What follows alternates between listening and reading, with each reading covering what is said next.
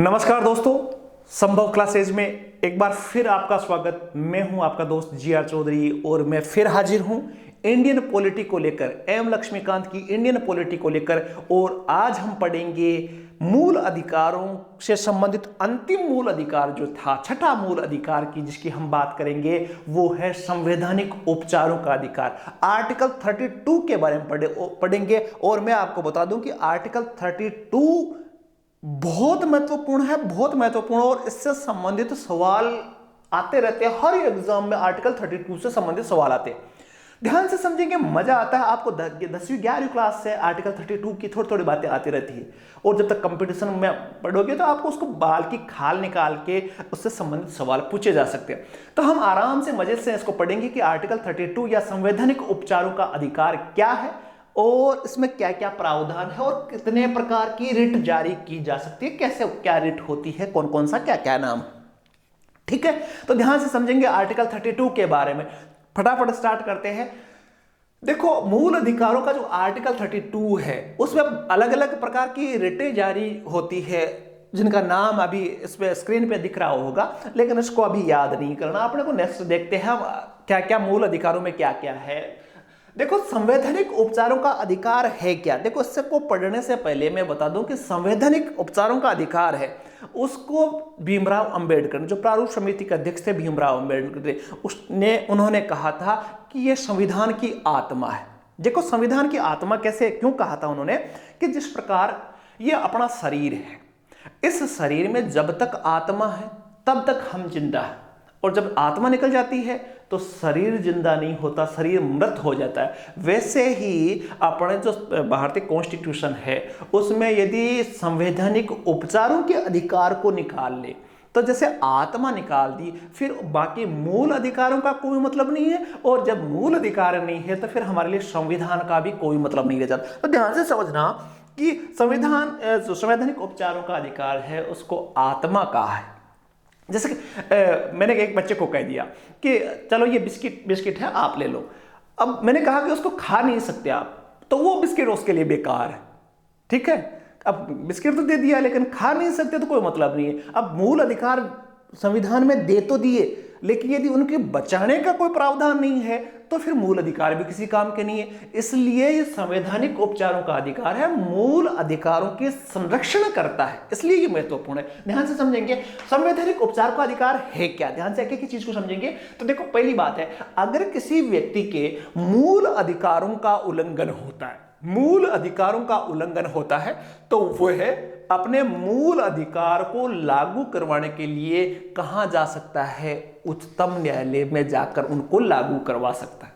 पहली बात। दूसरी बात देखो, उच्चतम न्यायालय को मूल अधिकारों के संबंध में, ठीक है, निर्देश या आदेश जारी करने का अधिकार होता है। यदि किसी व्यक्ति का मूल अधिकारों का उल्लंघन होता है तो सुप्रीम कोर्ट जाएगा, हाई कोर्ट भी जा सकता है। देखो, दोनों में है। आर्टिकल 32 की बात कर रहा हूं तो अभी मैं सुप्रीम कोर्ट की ज्यादा बात करूंगा। आर्टिकल 32 में कहा गया है कि सुप्रीम कोर्ट व्यक्ति जा सकता है अपने मूल अधिकारों का उल्लंघन होने पर। उच्चतम न्यायालय को मूल अधिकारों के संबंध में निर्देश या आदेश जारी करने का अधिकार होता है। इसके लिए उसके द्वारा रिट जारी होती है। जब व्यक्ति मूल अधिकारों का उल्लंघन होता है, उच्चतम न्यायालय जाएगा, तो उच्चतम न्यायालय क्या करेगा, रिट जारी करेगा। ठीक है, अगली बात हम देखते हैं, संसद को यह अधिकार है कि वह किसी अन्य न्यायालय को भी निर्देश, आदेश और रिट जारी करने की शक्ति दे सकता है। ठीक है, संसद को यह अधिकार दिया गया था कि संसद किसी उच्च न्यायालय को भी इस प्रकार का अधिकार दे सकती है। और वर्तमान में हाईकोर्ट, सभी हाईकोर्टों को अनुच्छेद 226 के तहत, ठीक है, रिट जारी करने की शक्तियां हैं। तो कहने का मतलब है, मूल अधिकारों का उल्लंघन होने पर आर्टिकल 32 के तहत, अनुच्छेद 32 के तहत उच्चतम न्यायालय रिट जारी कर सकता है, और आर्टिकल 226 के तहत उच्च न्यायालय रिट जारी कर सकता है।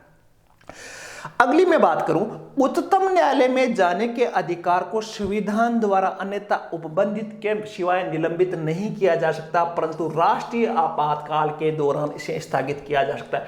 देखो, जो उच्चतम न्यायालय संवैधानिक उपचारों का अधिकार है, आर्टिकल 32, जिसमें उच्चतम न्यायालय हम जाते हैं, ये केवल और केवल 359 जो राष्ट्र आपातकाल है, राष्ट्रीय आपातकाल के लिए अलग से एक वीडियो है, आपातकाल से संबंधित बहुत महत्वपूर्ण वीडियो, डिस्क्रिप्शन में उसका लिंक डालूंगा, उसको जरूर पढ़ लेना, बहुत महत्वपूर्ण। आर्टिकल 359 के तहत ही केवल आर्टिकल 32 को निलंबित किया जा सकता है, बाकी किसी भी स्थिति में आर्टिकल 32 को निलंबित नहीं किया जा सकता, जो संवैधानिक उपचारों का अधिकार है। सामान्य सा परिचय हमने पढ़ा संवैधानिक उपचारों का। अब देखो संवैधानिक उपचारों के में हमने भाषा पढ़ ली। अब देखो रिट के प्रकार। अब रिट मैंने कहा, रिट भाई आर्टिकल 32 के तहत सुप्रीम कोर्ट रिट जारी कर सकता है। रिट का मतलब होता है कि मूल अधिकारों को लौटाने की जो प्रक्रिया है, ठीक है, वो आदेश है जिसके आधार पर व्यक्ति के मूल अधिकारों को संरक्षित किया जाता है, सुरक्षित किया जाता है। तो रिट के प्रकार की बात करूं तो उच्चतम न्यायालय और उच्च न्यायालय के रिट संबंधी न्यायिक अधिकार 3 प्रकार के होते हैं। चाहे उच्चतम न्यायालय की बात करूं चाहे उच्च न्यायालय की बात करूं, रिट संबंधी अधिकार 3 प्रकार के होते हैं। एक एक को देखेंगे हम, ध्यान से देखना। पहला जो उच्चतम न्यायालय है, उच्चतम न्यायालय केवल मूल, देखो बहुत महत्वपूर्ण चीज, बहुत महत्वपूर्ण बात कर रहा हूं कि उच्चतम न्यायालय और उच्च न्यायालय में वास्तव में डिफरेंस क्या है। दोनों रिट जारी कर सकता है, लेकिन कुछ डिफरेंस है क्या, ध्यान से समझना इसको। उच्चतम न्यायालय, सुप्रीम कोर्ट जो है, मूल अधिकारों को लेकर रिट जारी कर सकता है, जबकि उच्च न्यायालय किसी भी उद्देश्य अथवा सामान्य कानूनी अधिकार के संबंध में भी रिट जारी कर सकता है। दोनों में अंतर है। उच्चतम न्यायालय केवल मूल अधिकारों के मामले में रिट जारी कर सकता है, लेकिन उच्च न्यायालय जो है, हाई कोर्ट जो है, वो मूल अधिकारों के अलावा चाहे कानूनी अधिकार हो चाहे सामान्य कोई दूसरा हो, दूसरे उद्देश्य के लिए भी रिट जारी। तो इस मामले में तो हमें लगता है कि उच्चतम न्यायालय से, सुप्रीम कोर्ट से ज्यादा पावर किसके पास है, हाई कोर्ट के पास, पहली बात। दूसरी बात हम करें, उच्चतम न्यायालय किसी व्यक्ति या सरकार के विरुद्ध रिट जारी कर सकता है, किसी भी व्यक्ति के, पूरे देश में उच्चतम न्यायालय जो है वो किसी व्यक्ति या सरकार के विरुद्ध रिट जारी कर सकता है, लेकिन उच्च न्यायालय सिर्फ संबंधित राज्य के व्यक्ति या उसके क्षेत्र में रहने, उस क्षेत्रीय सरकार के विरुद्ध ही रिट जारी कर सकता है। दोनों में ध्यान से समझना। सुप्रीम कोर्ट पूरे देश में किसी भी व्यक्ति ने उसके मूल अधिकार को छीना है तो उसके विरुद्ध या सरकार के विरुद्ध, पूरे देश के लिए है, जबकि हाई कोर्ट उस राज्य या उस क्षेत्र के लिए ही रिट जारी। तो इस मामले में लगता है कि हाई कोर्ट थोड़ा कमजोर है, कभी ये ऊपर कभी वो ऊपर, सुप्रीम कोर्ट ऊपर या हाई कोर्ट ऊपर। तो दूसरे में लग रहा है कि सुप्रीम कोर्ट पूरे देश के लिए है तो सुप्रीम कोर्ट पावरफुल है।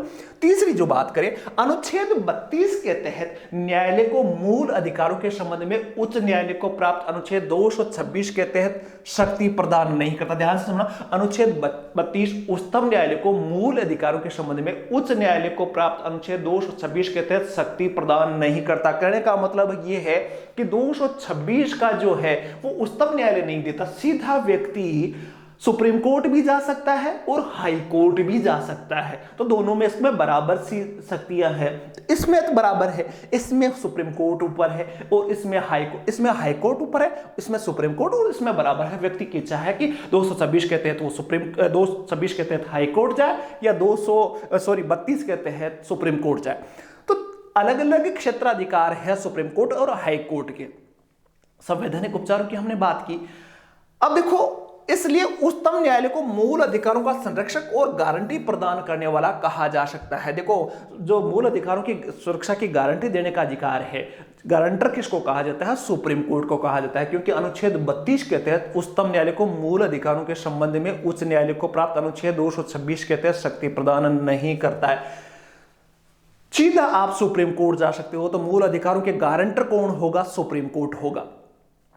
ये तो सामान्य सी बातें हमने की। आर्टिकल 32 संवैधानिक उपचारों का अधिकार क्या है, संवैधानिक उपचारों को आत्मा किसने कहा, एक बहुत बार सवाल आया हुआ है, संवैधानिक उपचारों को संविधान की आत्मा किसने कहा, तो ये भी सवाल आया हुआ है।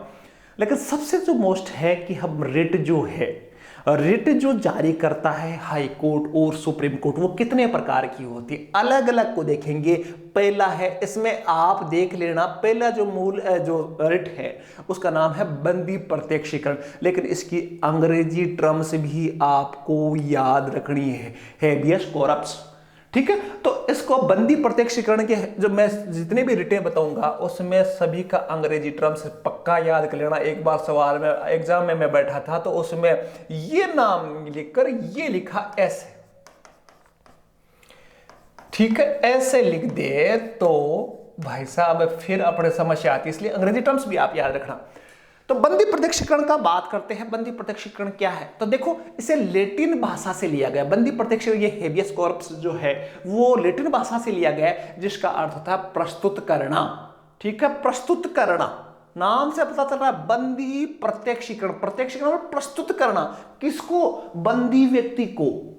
मान लो किसी व्यक्ति को जेल में पड़ा है, ठीक है, और जेल में पड़ा है तो उस समय ये बंदी प्रत्यक्षीकरण रिट जारी करता है हाई कोर्ट या सुप्रीम कोर्ट, दोनों।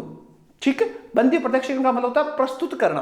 क्या होता है, इस रिट के द्वारा न्यायालय बंदीकर्ता को यह आदेश देता है। किसको देता है, जिसने किसी व्यक्ति को बंदी बना रखा है, तो बंदीकर्ता को यह आदेश देता है कि वह बंदी को न्यायालय के सामने पेश करे, प्रस्तुत करे। देखो प्रस्तुत करना ही तो इसका अर्थ है, प्रस्तुत करना।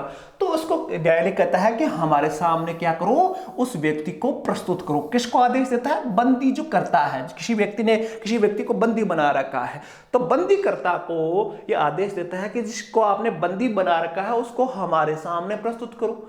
फिर क्या होगा, बंदी को प्रस्तुत तो कर दिया।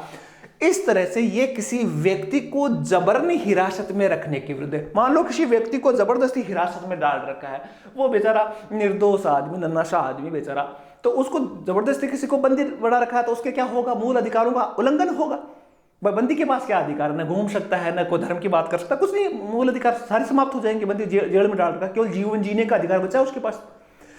तो भाई उस समय बंदी व्यक्ति को प्रस्तुत करने के लिए जो रिट जारी करता है उसको बंदी प्रत्यक्षीकरण कहा जाता है। और समझते हैं यह रिट लोक अधिकारी और दूसरा निजी व्यक्ति के खिलाफ जारी की जा सकती है। यह रिट तब जारी नहीं किया जा सकता। देखो यह रिट लोक अधिकारी कोई अधिकारी, बंदी करता कौन होगा, कोई लोक अधिकारी हुआ या निजी कोई व्यक्ति, किसी व्यक्ति ने किसी व्यक्ति को बंदी बना रखा है, तो दोनों चीजें हैं भाई। एक के घर में एक ने अपने भाई को किसी कमरे में बंद कर रखा है तो बंदी हो गया, तो उसके विरुद्ध भी रिट जारी की जा सकती है। और कोई बड़ा अधिकारी है, मान लो कोई जेलर है, तो उसने ये जेल में किसी को पकड़ रखा है, तो इसमें बंदी लोक अधिकारी भी हो सकता है और कोई निजी व्यक्ति भी हो सकता है, तो उसके विरुद्ध ये जारी होती है। अब देखो ये हिरासत न्यायालय के आदेश अनुसार हो, पहली बात। दूसरी, कार्यवाही किसी न्यायालय की अवमानना या विधानमंडल के तहत हुई हो तब जारी नहीं की जा सकती। देखो भाई मान लो कोर्ट ने सजा सुना दी किसी को 5 साल की, अब वो व्यक्ति कहता कि मुझे मेरे लिए बंदी प्रत्यक्षीकरण रिट जारी करो, नहीं की जा सकती क्योंकि कोर्ट ने उसको सजा सुनाई, तो उस समय रिट जारी नहीं हो सकती। ठीक है, न्यायालय की कोर्ट ऑफ कंटेम्प्ट की कार्यवाही या विधानमंडल के तहत, विधानमंडल भी को भी न्यायिक शक्तियां हैं तो सजा सुना सकते हैं, तो विधानमंडल या कोर्ट ऑफ कंटेम्प्ट की विधानमंडल के तहत हुई है तब ये बंदी प्रत्यक्षीकरण की रिट जारी नहीं हो सकती।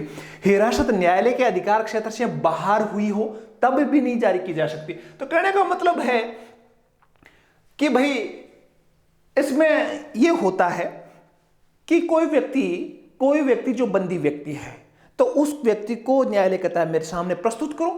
फिर यदि जांच होती है कि वो बंदी जो व्यक्ति है वो कानून के आधार पर न्याय संगत तौर से बंदी किया गया है तो वो बंदी रहेगा, और यदि न्याय के अनुसार, कानून के अनुसार उसको बंदी नहीं बनाया गया तो कोर्ट जो होगा वो क्या कहेगा, उस व्यक्ति को मुक्त करने का आदेश दे सकता है बंदी प्रत्यक्षीकरण के तहत। बंदी को मेरे सामने लाओ, जांच करेंगे कि सही पकड़ रखा है, गलत पकड़ रहा है, गलत पकड़ रखा है तो घर जाओ, सही पकड़ रखा है तो वापस पकड़े रहो उसको। सीधी सी कहानी है बंदी प्रत्यक्षीकरण। दूसरी जो रिट आती है वो है परमादेश मेंडेमस।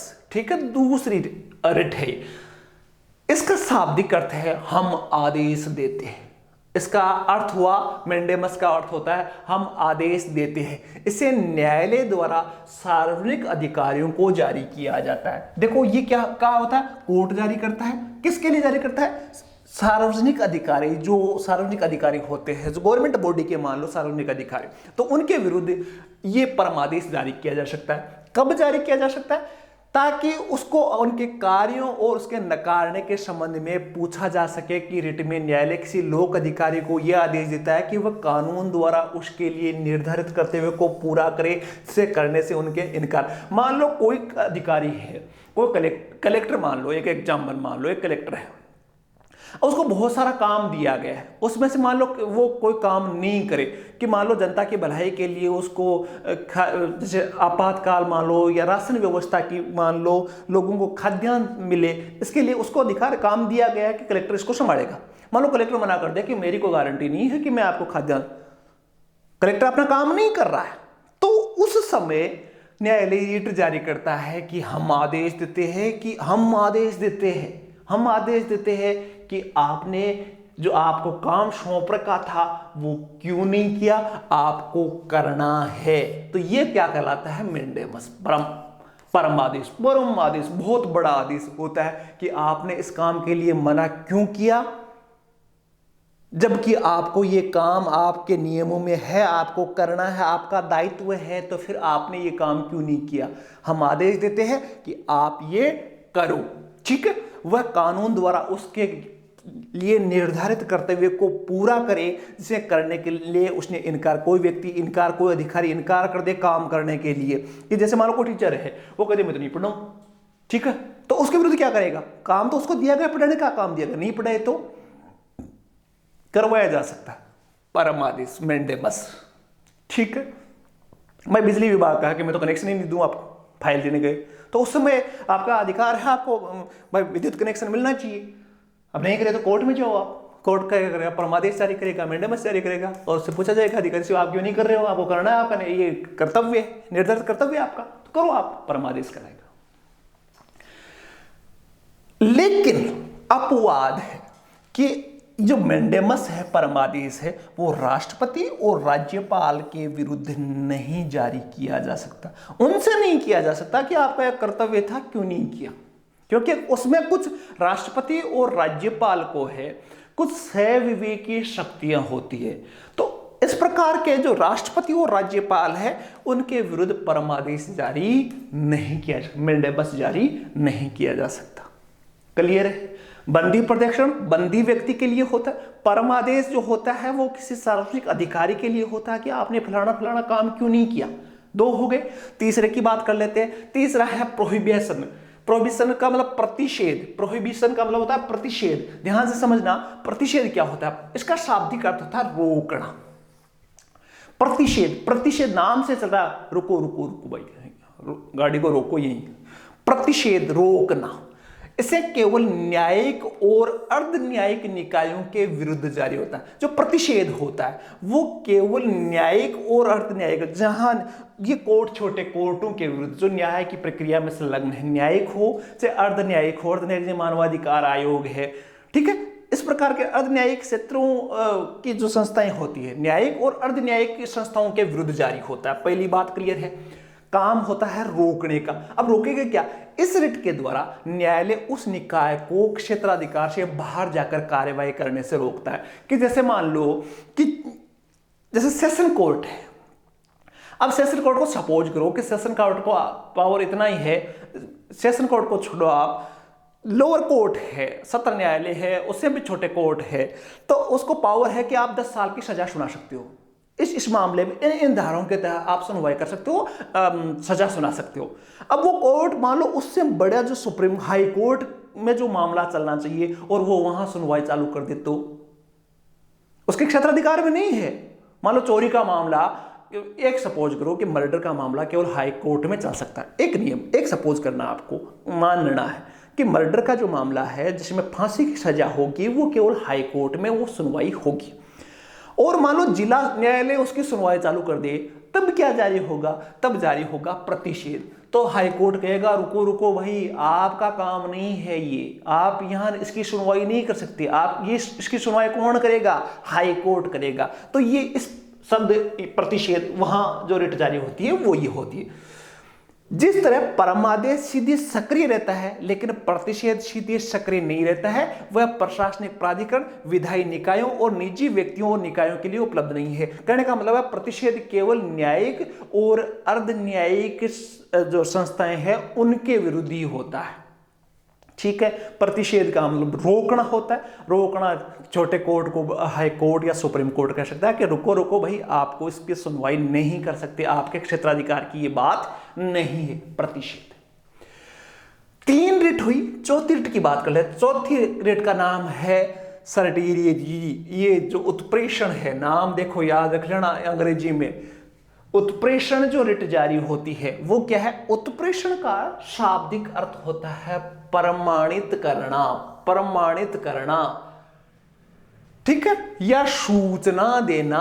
दोनों 2 अर्थ है उत्प्रेषण का, 2 अर्थ है। उत्प्रेषण, उत का मतलब होता है ऊपर, प्रेषण का मतलब सूचना देना। देखो नाम से हिंदी की मैं बात करूं तो उत्प्रेषण, उत्प्रेषण का मतलब होता है, प्रेषण का मतलब भेजना या सूचना देना, उत का मतलब ऊपर सूचना दो। ऊपर किसको दो? हाई कोर्ट या सुप्रीम कोर्ट को, बात आएगी अभी।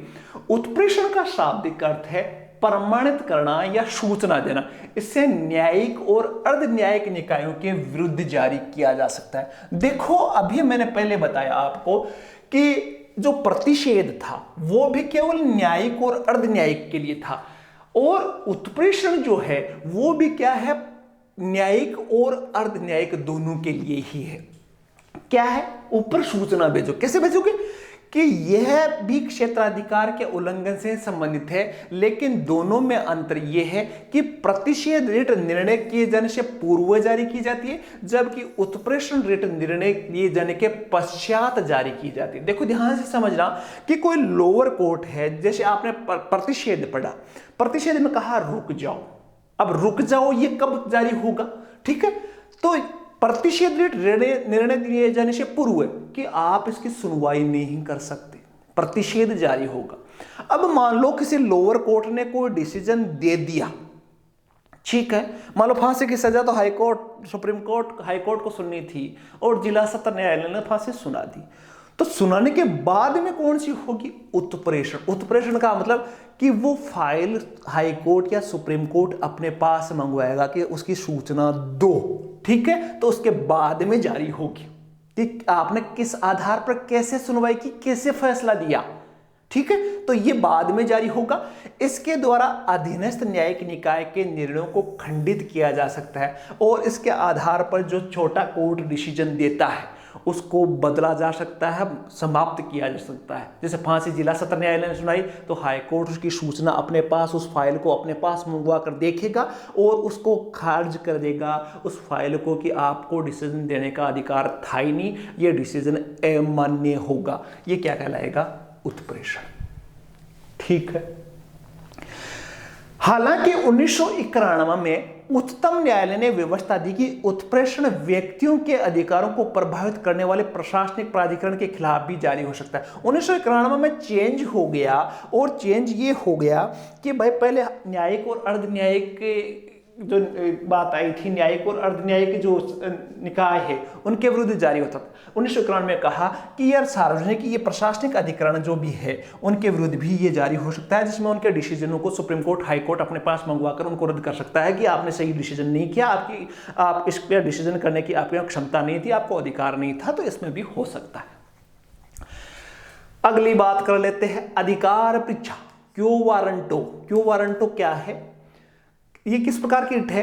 इसका शाब्दिक अर्थ देख लेना आप। शाब्दिक अर्थ, शब्दों का अर्थ क्या है, शब्दों का अर्थ क्या है? तो इसका शाब्दिक अर्थ होता है प्राधिकृत या वारंट के द्वारा। इसका शाब्दिक अर्थ होता है प्राधिकृत या वारंट के द्वारा। इसे न्यायालय द्वारा किसी व्यक्ति द्वारा अधिकार सार्वजनिक कार्यालय में दायर अपने दावे की जांच के लिए जारी हो सकता है। देखो इसकी कलिष्ठ भाषा में नहीं पूछना है अपने को।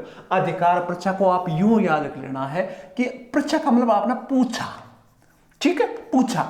इसमें कोर्ट ये पूछता है कि आपने ये काम किया वो किस अधिकार से किया। क्या पूछा आपसे? कि आपने किस अधिकार से, बंदे आपने किस अधिकार से काम किया, आपका अधिकार था क्या ये काम करने का? तो अधिकार पूछा आपसे कि आप किस अधिकार, तो अधिकार परीक्षा। देखो क्या आता है इसमें, इसके माध्यम से न्यायालय किसी लोक पद पर, सरकारी पद पर जो है बड़े अधिकारी मान लो आप, पर किसी व्यक्ति के दावे की वैधता की जांच करता है और उसका दावा गलत पाए जाने उसे पद से निष्कासित कर सकता है। कि कोई व्यक्ति है, किसी पद पर आसीन है, अब हो सकता है उस पर विवाद हो कि ये इस पद के योग्य नहीं है, इस पद पर जो ये डिसीजन ले रहा है उसके लिए योग्य नहीं है, इस पद का वो उपयोग नहीं कर सकता, तो उस समय अधिकार परीक्षा कि आप इस पद पर किस अधिकार से बैठे हो, किस अधिकार से निर्णय कर सकते हो। यदि उसके पास वो अधिकार नहीं है तो उसको वो पद छोड़ना पड़ता है, और यदि वो सही कर रहा है तो वो पद पर रह सकता है। तो किसी व्यक्ति को उसके पद से हटाया जा सकता है, उसको पूछा जाता है कि आप इस पर बैठने के अधिकारी हो क्या। यदि वो नहीं है तो घर जाओ भाई, ये अधिकार पूछा, आपको अधिकार है क्या बैठने का। ठीक है, जैसे मैं एक स्कूल है, मैं लेक्चरर हूं, एक प्रिंसिपल है, प्रिंसिपल के डिसीजन में लेने लग जाऊं तो फिर अधिकार परीक्षा में पूछा जाएगा मुझसे कि आप किस अधिकार से प्रिंसिपल के आदेश निकाल रहे हो, क्या आप प्रिंसिपल की पोस्ट पर बैठने लायक हो क्या, कि नहीं हो तो भाई घर जाओ, क्यों बैठे हो आप यहाँ। तो ये अधिकार परीक्षा होती है, क्यों वारंट हो। ठीक है, तो ये था आपका जो संवैधानिक उपचारों के अधिकार के अंतर्गत रिट जारी करने की शक्ति। डिटेल से एक एक शब्द को हमने बताने की कोशिश की। फिर भी कोई आपकी जिज्ञासा हो कमेंट करके आप मुझे पूछ सकते हो, मैं आपकी हेल्प करूंगा। मूल अधिकारों के बारे में मोटा मोट हमने है जो 6 मूल अधिकार है उससे संबंधित सारी चर्चाएं हमने की है। और मैं बार बार कहता हूं कि संविधान में मूल अधिकारों की तुलना में जितना महत्वपूर्ण वीडियो कोई दूसरा नहीं हो सकता। तो एक एक चीज को, वीडियो को आराम से पूरा देखकर पूरा समझने की कोशिश करना। फिर भी कोई जिज्ञासा रहेगी तो कमेंट करके आप जरूर बताना। बात करेंगे अगले वीडियो में जो नीति निर्देशक तत्व है उनकी भी, और साथ ही आर्टिकल, कुछ छोटे मोटे आर्टिकल रह गए हैं उनकी भी हम चर्चा करेंगे। लेकिन अब जो नेक्स्ट वीडियो आने वाला वो नीति निर्देशक तत्वों पर आएगा। नीति निर्देशक तत्वों में समझेंगे 2 मूल अधिकार, और भाग 4 की हम चर्चा करेंगे। नीति निर्देशक 36 से 51 तक की हम चर्चा करेंगे। तो वो वीडियो जल्द आ रहा है, इसलिए बेल आइकन जल्दी से दबा ले। वीडियो आएगा तो सबसे पहले मैसेज आपके मोबाइल पे बजेगा। इसी प्रकार की वीडियो लेकर आता रहूंगा एक नए वीडियो के साथ। हम जल्द मिलेंगे, तब तक के लिए शुभ रात्रि, धन्यवाद, जय हिंद।